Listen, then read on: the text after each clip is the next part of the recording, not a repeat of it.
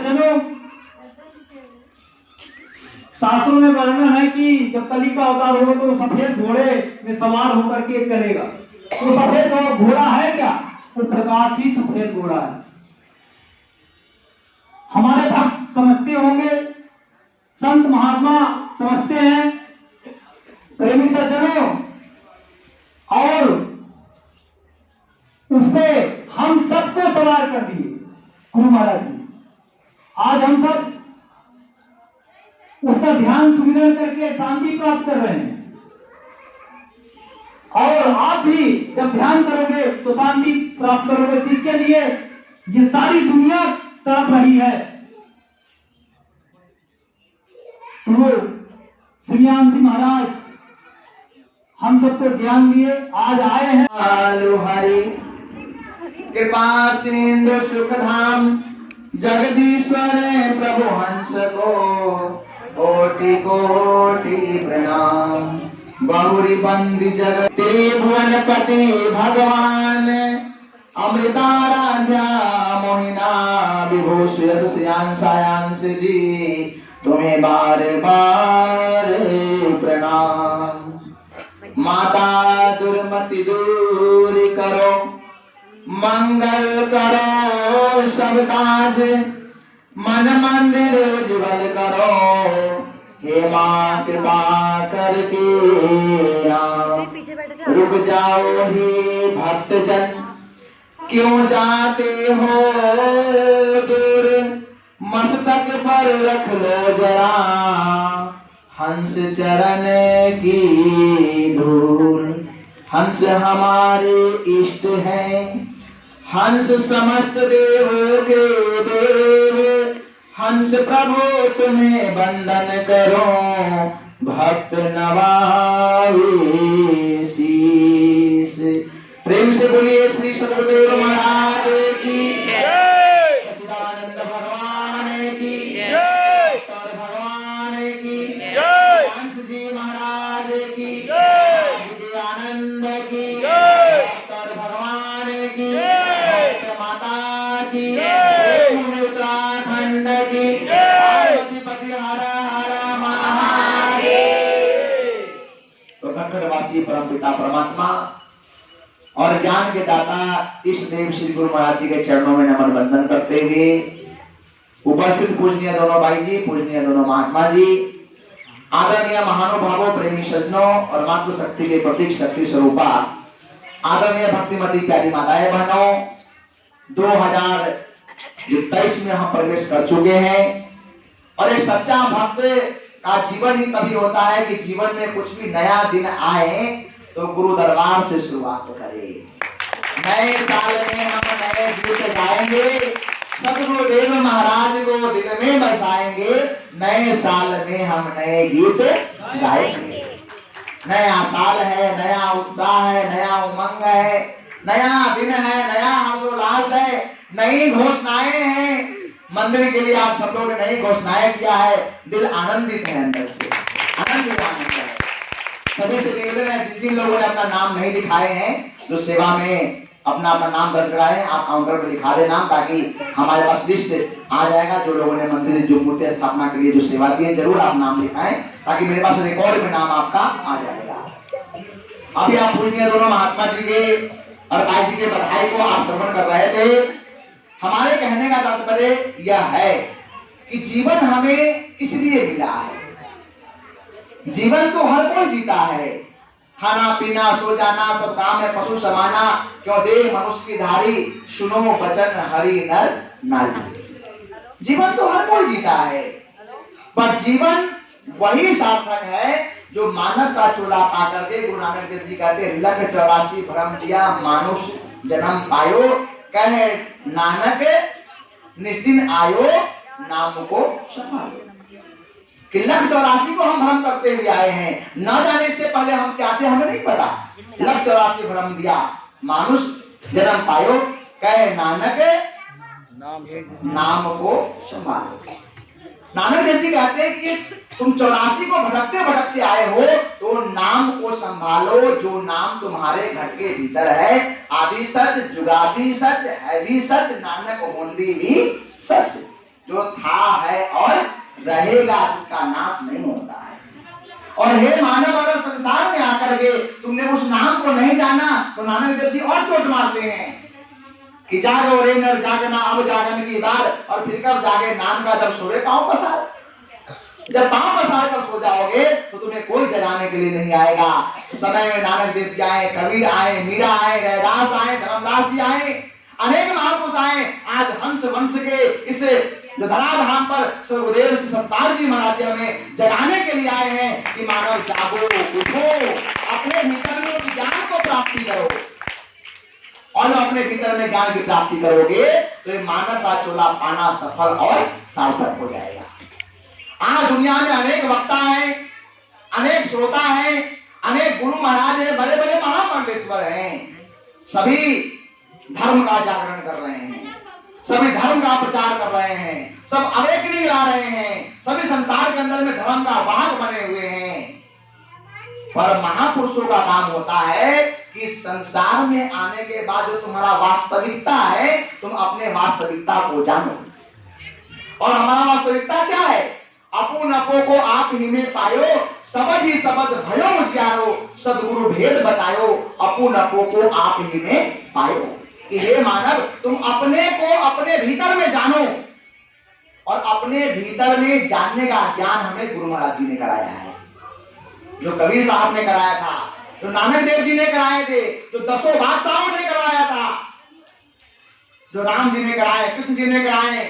वही ज्ञान जिसको आत्मा का ज्ञान कहते हैं, उसी आत्मा के ज्ञान को हमारे भीतर में आज सदगुरुदेव श्री सतपाल जी महाराज जी ने स्थापित कराया है कि हे मानव, तुम अपनी सोई हुई आत्मा को जागृत कर लो। 4 अवस्थाएं संसार के अंदर हैं, जागृत, स्वप्न, सुषुप्ति और तुर्या। ये 4 अवस्थाएं हैं। 3 अवस्थाओं को तो हम भली भांति समझते हैं। अभी जो हम सुन रहे हैं, सुना रहे हैं, एक जागृत अवस्था है, हम जगे हुए हैं। एक होता है स्वप्न अवस्था, जब हम सो जाते हैं तो हमको स्वप्न आता है, हम सोए हैं पर स्वप्न देख रहे हैं, वो स्वप्न अवस्था है। एक होता है सुषुप्ति अवस्था, कि हम सो रहे हैं तो खाट पर सोए हैं, कि जमीन पर सोए हैं, कि मखमली गादी पे सोए हैं, हमें पता नहीं चलता है। रात बीत जाती है, हम कहते इतना बढ़िया नींद आया भाई साहब कि कैसे रात बीती पता ही नहीं चला। हम भी रात को सोए थे तो लाइट जला रहा गया, सुबह जब सो उठे तो लाइट जला है, तो इसको हम सुषुप्ति अवस्था कहते हैं। सुषुप्ति अवस्था अर्थात अपने आप को खो जाना। ये तीनों अवस्थाओं को हम जानते हैं, पर चौथी अवस्था जो है वो तुर्या अवस्था है, तुर्या अवस्था। तो गुरु महाराज जब संसार में आते हैं तो तुर्या अवस्था का बोध करवाते हैं। और तुर्या अवस्थाओं को जानने के लिए हमारे शरीर के भीतर में 7 चक्र हैं, 7 चक्र, और 7 चक्र को जगाना पड़ता है। उसको हम अष्टांग योग से जगाते हैं, यम, नियम, आसन, प्राणायाम, प्रत्याहार, ध्यान, धारणा और समाधि। और जब अष्टांग योग को भली भांति समझ जाते हैं तो हम उस चक्रों में पढ़ते हैं। हमारे भीतर में 7 चक्र हैं। और पहला चक्र का नाम है मूलाधार चक्र, दूसरा चक्र का नाम है स्वादिष्ठान चक्र, तीसरा चक्र का नाम है मणिपूरक चक्र, और चौथा चक्र का नाम है अनहद चक्र, और चौथा चक्र और 5वां चक्र का नाम है विशुद्ध चक्र, और 6ठा चक्र का नाम है आज्ञा चक्र, और 7वां चक्र का नाम है सहस्त्रदल कमल चक्र। ये 7 चक्र हमारे घट के भीतर हैं। अब पहला चक्र पे हम आते हैं तो पहला चक्र का नाम क्या है? मूलाधार चक्र। मूलाधार चक्र कहां है? हमारे गुप्तांग अंग जो है, जहां संसार का सृजन होता है, संसार का हम उत्पत्ति करते हैं, सृजन द्वार पे मूलाधार चक्र है। वो गुप्तांग अंग के मध्य में हमारा वो अंग है, और वहां 4 पंखुड़िया वाला कमल है। आपने कमल का फूल देखा होगा तो उसमें अनेक पंखुड़िया होता है। तो मूलाधार चक्र के अंदर में 4 जो कमल के पंखुड़िया निकले हुए हैं, वो मूलाधार चक्र है। और वहां गणेश जी बैठे हैं, इसीलिए सबसे प्रथम पूजा गणेश जी की होती है कि प्रथम मनाऊं गणेश को, क्योंकि मूलाधार चक्र में बैठे हुए हैं। अब मूलाधार चक्र से जब हम ऊपर आते हैं तो कहां आते हैं? स्वादिष्ठान चक्र में आते हैं। स्वादिष्ठान चक्र जो है वो हमारे नाभि कमल के ठीक सामने स्थित हैं, उसमें 8 पंखुड़िया का कमल लगा हुआ है। जो आपका चाहिए उसमें 8 पंखुड़िया लगा हुआ है। तो हमारे संतों ने कहा है कि 4 कमल, 4 पंखुड़िया वाला मूलाधार चक्र और 8 पंखुड़िया वाला स्वादिष्ठान चक्र जो नाभि कमल के अंदर है। उससे ऊपर उठोगे तो नाभि से थोड़ा सा ऊपर आओगे और हृदय से बीच में तो वहां है मणिपूरक चक्र। अब मूलाधार चक्र में संत ब्रह्मानंद जी, कबीर महात्मा कहते हैं और गुरु नानक देव जी कहते हैं कि मूलाधार चक्र में कौन लोग जीते हैं। ध्यान से सुनिएगा, ये आत्म ज्ञान की चर्चा है। हो रही है मूलाधार चक्र में इस विश्व के पूरे अखंड ब्रह्मांड के 99.9% लोग जीते हैं। कितने? 99.9% लोग। अब देखो ज्ञान को आप समझोगे धीरे धीरे। 99.9% यहीं से पैदा होते हैं और यहीं मर जाते हैं। 99.9% लोग जो मूलाधार चक्र से पैदा हुआ और मूलाधार चक्र में ही मर जाता है। वहीं पे मन को फंसाया रहता है, उसी विषय वासनाओं का कीड़ा बना रहता है, उसी विषय वासनाओं में वो मन को लगा कर रखता है और योगी भी भोगी बन जाता है और अपने जीवन को बर्बाद कर लेता है। कि मूलाधार चक्र में 90.9% लोग फंसे रहते हैं। जिस पर गुरु की कृपा हो जाती है, साक्षात परब्रह्म तस्मै श्री गुरुवे नमः, तो साक्षात गुरु महाराज जी होते हैं। जो आके चले गए उनकी बात नहीं कहा, साक्षात he is a present, he is the living master.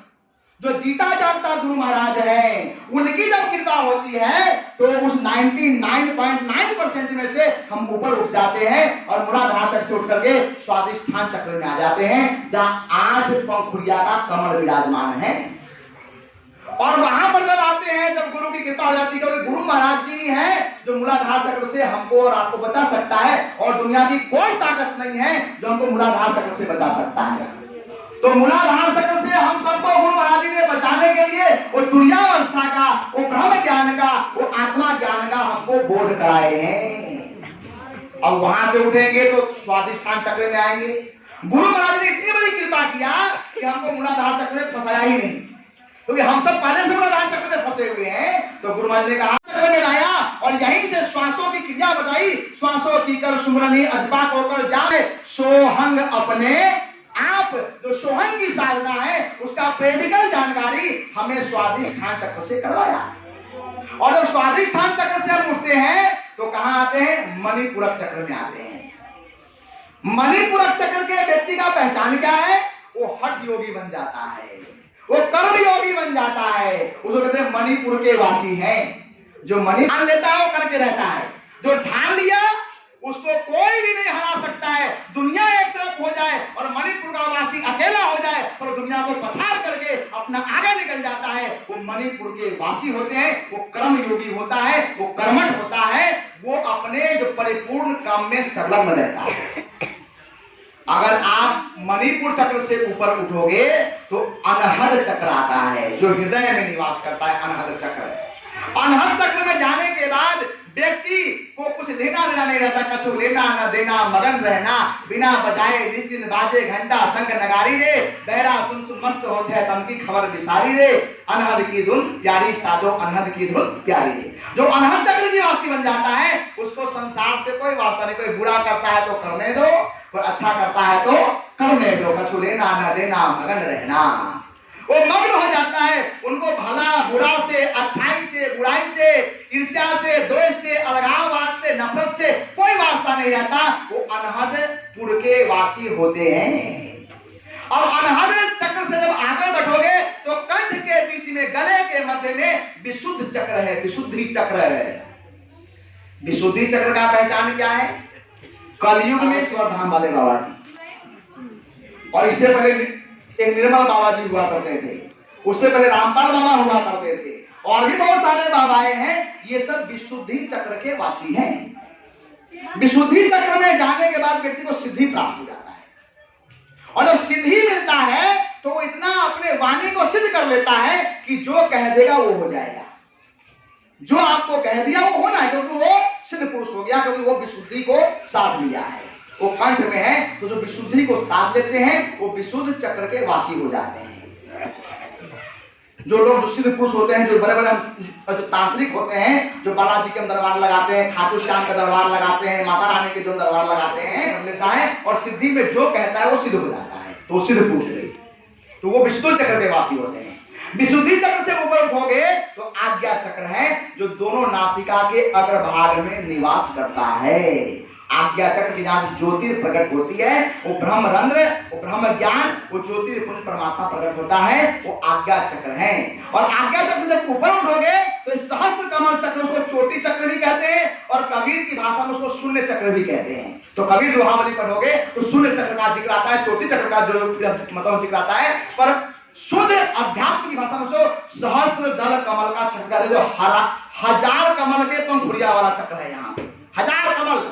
और जब कुंडलनी को जागरण करते हैं तो मूलाधार चक्र जो हमारे गुप्तांग है वहां से निकलता है और सीधा जाकर के ब्रह्म रंध्र में पहुंचता है। और जैसे एक सर्पनी कुंडली मार के बैठी रहती है, जैसे आपने सर्प को देखा पूंछ को लपेट करके और फन फैलाए हैं, और जैसे फन को लपेट लंबी बनाते हुए, वैसे ही मूलाधार चक्र में कुंडलनी मार करके सर्पनी बैठी है। 5 नाग 25 नागनी सुंदर तुरंत मरी, यह नाग नागिन बड़ी भयानक, यह तो केवल सतगुरु देख डरी, यह तो केवल सतगुरु देख डरी। जो कुंडली के अंदर में नागिन कुंडली मार के बैठी हुई है, वहां से सहस्त्र दल में लाने का काम केवल और केवल समय का सच्चे सतगुरु, सच्चे बादशाह सतगुरुदेव श्री सतपाल जी महाराज करते हैं। उनके दरबार में जो आता है, उनके कदमों में जो झुकता है, उनसे जो ज्ञान की प्राप्ति करता है, वो मूलाधार चक्र से सीधा सहस्त्र दल कमल चक्र में पहुंच जाता है। 7 चक्र हमारे अंदर हैं, पर 3 चक्र जो है वो हमें मायावी बनाता है, वो हमें तांत्रिक बनाता है, वो हमें चमत्कारी बनाता है, वो हमें सिद्ध पुरुष बनाता है। गुरु महाराज ने कितनी बड़ी कृपा किया है कि हमें वो 3 चक्रों को भुला दिया है और 4 चक्रों का बोध कराया है, स्वादिष्ठान चक्र का, अनहद चक्र का, आज्ञा चक्र का और सहस्त्र दल कमल चक्र का। यही 4 क्रिया का ज्ञान गुरु महाराज जी ने हमको और आपको कराया है। कराया नहीं कराया? हाथ खड़ा करना। जिनको जिनको 4 चक्रों का ज्ञान हुआ है, स्वादिष्ठान चक्र का, अनहद चक्र का और आज्ञा चक्र का और सहस्त्र दल कमल चक्र का, यही 4 चक्र के प्रतीक भगवान विष्णु के हाथ में शंख, चक्र, गदा और पद्म। गुरु महाराज ने कहा मूलाधार में फंसाएंगे तो मायावी पहले से फंसा है और फंस जाएगा, उसको छोड़ो, स्वादिष्ठान चक्र में लाया। और स्वादिष्ठान चक्र से फिर कहा इनको विशुद्धि में मत फंसाओ, यहां से अनहद आया और सीधा आज्ञा चक्र में पहुंचा दिया।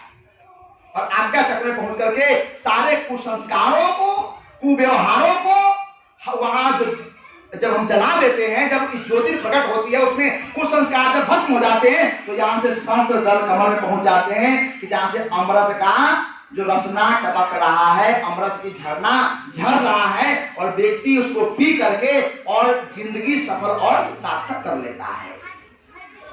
इसीलिए आज नए वर्ष में हमें संकल्प ले कि गुरु महाराज ने हमें ऐसे अनमोल खजाना को दिया है। बहता था बह जाता था लोक वेद के साथ, पैंडों में सतगुरु मिला दीपक दीना हाथ, दीपक दीना हाथ करी सो वस्तु दही लखाए, कोटि जन्म का पंथ था पल में पहुंचा जाए। जो करोड़ों जन्म में नहीं मिलने वाले थे वो ज्ञान गुरु महाराज ने हमको पल में दिया। कितनी बड़ी कृपा गुरु महाराज जी की है।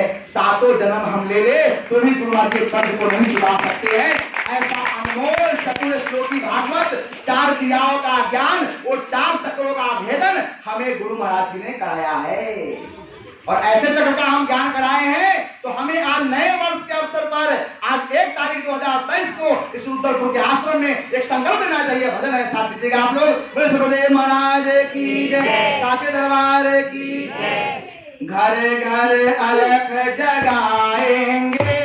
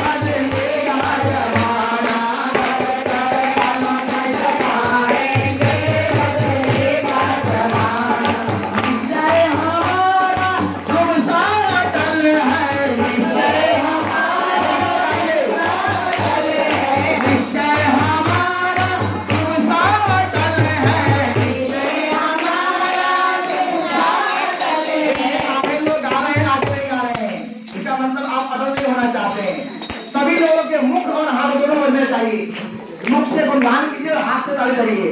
निश्चय हमारा शुभ समाकल है, निश्चय हमारा शुभ समाकल है, काया सी रग रग में निष्ठा का फल है, काया सी शुभ समाकल है, निश्चय हमारा शुभ समाकल है, काया सी रग रग में निष्ठा का फल है, काया सी रग रग में निष्ठा का फल है, जागृत संघ बजाएंगे,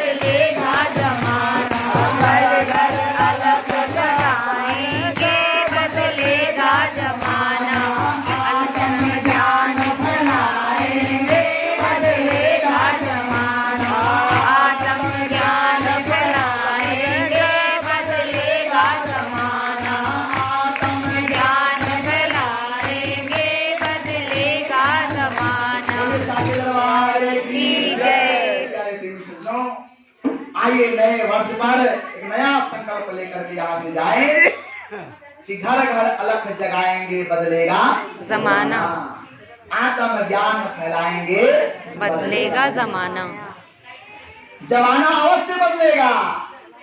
फिर से पैगंबर को पिघलना चाहिए। इस रुद्रपुर से कोई ज्ञान की गंगा बहनी चाहिए। तेरे सीने में ना सही तो मेरे सीने में सही, और कहीं ना कहीं ज्ञान की जो चिंगारी जलनी चाहिए। ये आत्म ज्ञान का चिंगारी, आत्म ज्ञान का प्रकाश पूरे प्रदेश के अंदर में, देश के अंदर में, विश्व के अंदर में अनंत रूप से फैलना चाहिए। जहां आज संसार अधोगति की ओर ले जा रहा है, अंधकुंभ में ढकेल रहा है, आज वही सदगुरुदेव श्री सतपाल जी महाराज पूरे विश्व के अंदर में हजारों हजार विवेकानंद, हजारों हजार मीराबाई, सहजोबाई, सबरीबाई बना करके और घर घर में अलख जगा रहे हैं कि उठो भारतवासियों, जागो, उठो उठो हे भारतवासियों, हम तुम्हें जुगाने आए हैं। भेजा है गुरु महाराज जी सतलोक से, तुम्हें भी सत्यलोक ले जाने आए हैं, सत्य का भेद कराने आए हैं। और गुरु महाराज जी का पैगाम है कि हे मानव, उष्टा जागृत प्राप्ताय बोधाय नमः। उठो, जागो और चलते चले जाओ, चलते चले जाओ। जब तक तुम्हें लक्ष्य की प्राप्ति न हो जाए, तब तक तुम अपने आप को पीछे मुड़कर मत देखो। ये ज्ञान मार्ग है। गुरु भक्ति अति कठिन है, जो खांडे की धार, हाले डोले कटमरे निचल उतरे पार। ये गुरु की भक्ति करना बड़ा कठिन है मेरे भाई बहन। भगवान की भक्ति करना बड़ा आसान है, इसीलिए लोग भगवान की भक्ति करते हैं। मैं बार बार सुनाता हूँ, याद आ रहा है, सुना रहा हूँ दोबारा। आज भारत में 90% लोग भगवान को मानते हैं और 10% लोग गुरु को मानते हैं। क्योंकि भगवान की भक्ति करना बड़ा सरल है। क्योंकि जो कुछ ना कहे वो बड़े अच्छे हैं, जो कहे वो बहुत बुरे हैं। भगवान की भक्ति हम इसलिए करते हैं क्योंकि भगवान कुछ कहते नहीं आपसे। हमने भगवान को भोग लगाया, नमक ज्यादा है, मिर्ची कम है, तेल है कि नहीं है, मसाला है कि नहीं है, कुछ नहीं कहेंगे आपसे। आप जैसा खिलाओगे वो खा लेंगे, आप जैसा वस्त्र पहनाओगे वो पहन लेंगे, कुछ नहीं कहेंगे। इसलिए 90% लोग भारत के भगवान की भक्ति करते हैं, क्योंकि ये अच्छे हैं, कुछ नहीं कहते हैं। जो दे दो, जैसा दे दो वैसा कर दो, खुश रहते हैं। इसलिए 90% लोग ईश्वर के प्रतिमूर्ति को, उनके छवि को, उनके निराकार रूप को साकार में पूजते हैं। पर 10% लोग हैं वो गुरु को मानते हैं, जो सिख संप्रदाय के लोग हैं और भी संप्रदाय के लोग हैं, जो गुरु को पूजते हैं, वो गुरु को मानते हैं क्योंकि वो कट्टर भक्त होते हैं। और गुरु भक्ति अति कठिन है, ज्यों खांडे की धार। अब चेतन देव है, सदगुरुदेव महाराज संसार में आए हैं, उनको हम पूजते हैं, उनको हम भजते हैं, उनकी बंदगी करते हैं, उनकी भक्ति करते हैं। तो आपने अगर कहा कि मेरे लिए खीर बना दो, और खीर बनाकर ले गए गुरु महाराज जी के लिए आप, और गुरु महाराज जी को शुगर है, उन्हें शुगर नहीं चाहिए, शुगर फ्री चाहिए, और आपने शुगर डाल दिया, हाथ मारे बोला ले जा तू ही खा, मैं नहीं खाता। आपने बड़े भाव से खीर बनाया, बड़े प्यार से भोग लगाया, और गुरु महाराज जी ने खाई नहीं। आपका मन बड़ा दुखी हो जाएगा, आपका मन कुंठित हो जाएगा, मैंने कितने प्यार से गुरु महाराज जी के लिए भोग लगाया और गुरु महाराज को खाए नहीं। तो यहाँ बात पैदा होता है कि अरे महाराज जी तो मेरी भावना को नहीं समझ रहे हैं। इसीलिए कठिन है, मिर्ची कम है, मसाला। गुरु भक्ति, क्योंकि गुरु की आज्ञा सर्वोपरि है। और कबीर महात्मा कहते हैं, जो भक्त चेतन देव की पूजा करता है, चेतन देव का उपासक होता है, तो गुरु की भक्ति करने वाले के लिए कहा, गुरु की आज्ञा आवही, गुरु की आज्ञा जाए, और गुरु की आज्ञा राखे सर पर, 3 लोक डर नाए। और जो गुरु महाराज जी के हर आज्ञा का पालन करता है, सुख में हो, दुख में हो, विपद में हो, कष्ट में हो, आनंद में हो, अगर घर में कुछ खुशी होता है तो भक्त सबसे पहले गुरु दरबार जाता है। कोई भी गुरु महाराज का भक्त होगा और घर में कोई भी खुशियां आएगी, कोई भी चाहे छोटी खुशी हो या बड़ी खुशी हो, वो सबसे पहले भागा भागा गुरु महाराज जी के दरबार हो जाता है, जहां आश्रम हो। हमारे एक जो ग्वालियर से प्रेमी आए थे, हल्द्वानी में उनका विवाह समारोह था बेटे का, तो वो लोग हमारे पास में आए, बोले महात्मा जी आपको आना है शादी में। मैंने कहा भैया हम शादी में नहीं जाते हैं। कहा नहीं आपको आना है महात्मा जी, आना है। तो मैंने कहा मैं शादी के पहले या तो बाद में आ जाऊंगा, क्योंकि तो शादी के वक्त में एक अलग माहौल होता है और संत महात्माओं को वहां शोभा नहीं देता, इसलिए मैं नहीं आऊंगा।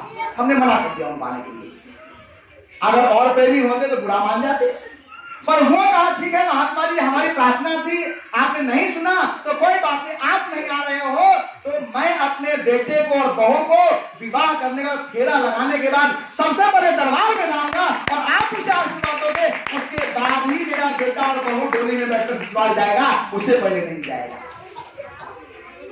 एक बार हमने मना कर दिया नहीं जाऊंगा, उसको बुरा नहीं लगा, उसने विवाह कराया, बेटे को बहू को दरबार में लाया, मत्था टिकवाया, आशीर्वाद दिलवाया और कहा महात्मा जी बिठाकर 5 मिनट सत्संग सुनाओ उसको, क्योंकि आज अपनी पत्नी के साथ पहली बार फेरा लगाकर बैठा है, अगर आज सत्संग सुनेगी, आज संत महात्मा की बात मानेगी तो जीवन भर में मेरे घर की बहू बन के रह सकती है, अन्यथा ये बहू बनने योग्य नहीं है।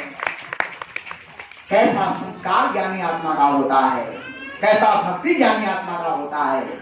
और ग्वालियर से जोशी परिवार आए, विवाह करवाए और सबसे पहले जो दरबार में लाए और कहा सुन बहू, आज तुझे मैं दरबार दिखा दिया हूं, ऐसे ही दरबार हमारे पूरे भारत में, पूरे विश्व में है, और तुम बेंगलोर रहती हो और मेरा बेटा पूना रहता है, पर दोनों की शादी के बाद जो कहीं भी करो, पर 1 साल में एक बार तुम्हें गुरु महाराज का दर्शन करना है, कि तुम वचन लो गुरु महाराज के दरबार में आज।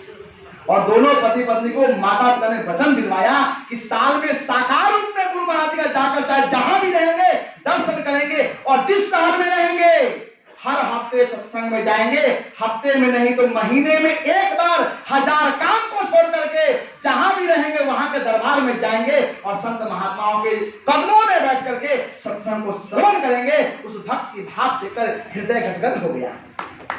कैसा भक्त! तो गुरु की भक्ति बड़ा कठिन है, पर जो करता है उसके लिए बड़ा सरल बन जाता है। गुरु भक्ति अति कठिन है, जो खांडे की धार। हमारा देवेंद्र कांडपाल है, उसने भी विवाह किया, उसने कितने लड़की को रिजेक्ट कर दिया, सैकड़ों लड़की रिजेक्ट कर दिया उसने। मैंने कहा यार देवेंद्र बूढ़ा हो जाएगा, विवाह तो कर ले, कब करेगा विवाह? कहा महात्मा जी मुझे चाहे लड़की रूपवती हो, गोरी हो, काली हो, उससे मुझे कोई मतलब नहीं है, मुझे ऐसी लड़की चाहिए जो मेरे गुरु महाराज जी को माने, ज्ञान को जाने, संत महात्मा की आदर करे, सत्कार करे, मुझे ऐसी बहू चाहिए, मुझे ऐसी पत्नी चाहिए, अन्यथा मैं कुंवारा रह जाऊंगा, शादी नहीं करूंगा। भाई जी ने कहा शिवरात्रि को तुम सत्संग कराओ और इसी साल तेरा शादी होगा। शिवरात्रि में बाइक गई, सत्संग करी और उसी साल उनको यामिनी मिल गई। और यामिनी जब तो यामिनी कहती है महात्मा जी हम तो जो पति कहेगा वो राम है, मैं सीता हूँ, जो वो कहेंगे वही मेरे लिए, क्योंकि मेरा जो मतलब पति ही प्राणनाथ है। और उद्धव के कथा में ज्ञान प्राप्त किया और तब से अनवरत रूप से हम दरबार में जुड़ा हुआ है। तो ये भक्त की पहली प्रियोरिटी होती है कि हम संसार का जीवन तो जिए, पर जीने से पूर्व हमें गुरु दरबार को याद करें। और देवेंद्र ने भी जब विवाह किया तो रुद्रपुर के तारा मंडल बैंकेट हॉल से उनका घर रास्ते में पड़ता, पर घर नहीं गया, सीधा दरबार में आया। हम लोग आश्रम नहीं थे, चाबी मांग करके आया, यहाँ मत्था टेका। दोनों पति पत्नी ने संकल्प लिया कि जिएंगे और मरेंगे तो गुरु महाराज जी के भक्ति के साथ मरेंगे, ऐसा वचन लेते हैं। ये गुरु भक्ति होती है, ये संकल्प होता है, ये प्रेरणा होती है। हर माता पिता को अपने बच्चे को ऐसा प्रेरणा देना चाहिए, हर बच्चे को ऐसी प्रेरणा चाहिए। हम लड़की है, कुंवारी है, हम लड़का है, कुंवारा है, पर विवाह करने से पहले हमें अपने होने वाले हम सफर के से ये वचन लेना चाहिए कि हम तुम्हारा जिंदगी के सफर बनने जा रहे हैं, पर एक वचन तुम्हें मानना पड़ेगा कि मैं गुरु महाराज जी की भक्त हूँ, और विवाह के बाद मैं तो मानती हूँ पर तुम्हें भी मानना पड़ेगा। अगर ये वचन तुम देते हो तो ठीक है, वरना मैं और दुल्हा ढूंढ लूंगी या चाहे और दुल्हन ढूंढ लूंगी, पर जो मेरा जिंदगी के आधार है, जो मेरे जीवन के प्राणनाथ है, उन्हें मैं नहीं छोड़ सकती हूँ, उन्हें मैं नहीं छोड़ सकता हूँ। ये संकल्प होना चाहिए। स्वामीनाथ पंडित जी बैठे हैं, ये जब भी मेरे पास आते हैं एक ही बात मेरे से कहते हैं, महात्मा जी प्रेमनाथ को तो मैंने पकड़ करके ज्ञान दिला दिया, वो तो आपका चेला बन गया, पर उमेश हमारा बहुत अच्छा लड़का है, मैं उनके पास रहता हूँ, बहुत मेरा सेवा करता है, पर मैं कब मर जाऊं, बूढ़ा हो गया, कोई भरोसा नहीं। और महात्मा जी आपके चरणों में एक ही प्रार्थना है कि मेरे मरने से पहले रूबी को और उमेश को भी वो सच्चे ज्ञान की प्राप्ति करा दो, यही मेरी कामना है। और रोने लगा इन्होंने, जब प्रेमनाथ के यहाँ जब सत्संग था तो रोने लगा कि महात्मा जी आज आप घर पे आए हो, एक ही मेरी आशा रह गई है कि उमेश को और रूबी को आप ज्ञान दे दो, क्योंकि जिंदगी का कोई भरोसा नहीं है। मैंने कहा स्वामीनाथ जी आपको चिंता करने की आवश्यकता नहीं है, रूबी मेरी बहन है उमेश मेरा भाई है और मुझे विश्वास है मुझे कहना भी नहीं पड़ेगा और आपको बहुत जीना है अभी, आपको बहुत सेवा करनी है अभी। और मुझे विश्वास है कि इसी शिवरात्रि पर उमेश और रूबी दोनों गुरु महाराज के उस ज्ञान को प्राप्त करेंगे और आपके आज्ञा को मानेंगे और आपके आशीर्वाद को प्राप्त करेंगे। क्यों नहीं मानेंगे? क्योंकि ये ज्ञान तो दरबार से जोड़ता है, ये ज्ञान तो निखारता है, ये ज्ञान भटकाता नहीं है, ये ज्ञान तो सद्मार्ग में दिखाता है। तो स्वामी जी ने कहा महात्मा अगर ऐसा हो जाएगा तो मेरा मानव का चोला पाना और मेरे उमेश को जन्म देना मेरा सफल हो जाएगा। तो एक माता पिता कितना आस्था है, वो कहते मैं नहीं कहूंगा महात्मा जी आप कहना। मैंने कहा मैं सार्वजनिक कर दूंगा, आप चिंता ना करें। और आज उमेश भी बैठे, रूबी भी बैठे, मैं दोनों से कहता हूं कि अपने माता पिता की आत्मा को प्रसन्न करना ही आपका भक्ति है, आपकी सेवा है, आपका सत्संग है। तो ऐसे हर भक्त को, हर ज्ञानी आत्मा को एक संकल्प लेना चाहिए कि हम जो रास्ते पर हमारे माता पिता चल रहे हैं वो रास्ते पर हम चलेंगे, वो रास्ते पर हम चल करके अपने जीवन को उद्धार करें, अपने हम जीवन को कल्याण करें। तो आज नया साल के अवसर पर 2023 के इस 1 जनवरी के पहले दिन में संकल्प लेके जाए कि हम जहां भी रहेंगे पर हृदय में उस ज्ञान की ज्योत को जलाएंगे और अपने जीवन को सफल और सार्थक बनाएंगे। तभी हमारा मानव चोला पाना सफल और सार्थक है। तो मेरे भाइयों बहनों, भगवान दास वर्मा जी कह रहे थे, मैंने भी बेटा को आज तक नहीं कहा ज्ञान लेने के लिए, महात्मा जी देखते हैं लेता ही लेता है। आशीष भाई आया और शिवरात्रि पे अपने आप कहा, जब महाराज जी आए थे 17 में बिंदु खता में, अपने आप ही कहा महात्मा जी पापा ने कभी नहीं कहा पर मुझे भी ज्ञान को जानना है और मुझे भी हम जिंदगी से सुना। तो आशा ने पत्नी के साथ आकर के जो ज्ञान को प्राप्त किया।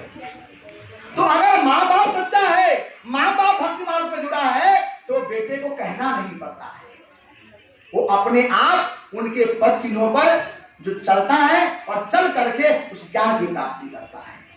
तो आज नए साल पर हम यही संकल्प ले कि नए साल में हम नए गीत गाएंगे और गुरु महाराज जी को हृदय में बसाएंगे और नए साल में जिंदगी सुखद और सरल बनाएंगे। ऐसा विश्वास, ऐसा संकल्प हमारा होना चाहिए मेरे भाई बहन।